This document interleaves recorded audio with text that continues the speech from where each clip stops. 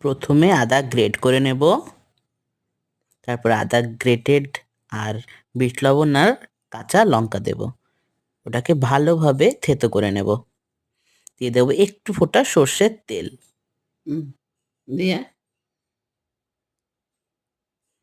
দিয়া এটাকে ভালোভাবে মিশিয়ে নেব।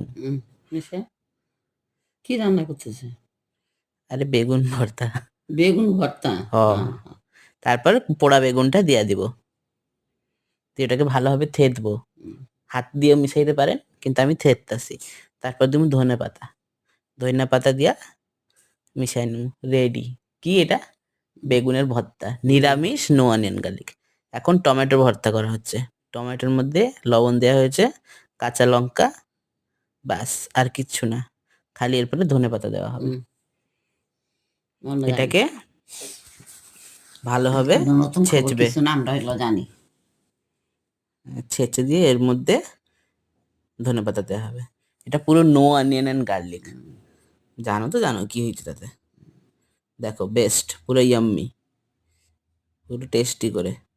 টমেটো ভর্তাও রেডি, আর এখন আমাদের বেগুন ভর্তাও রেডি। Piece out. এইটাই তো খাওয়াই পুরো ইয়াম্মি। ইয়েস।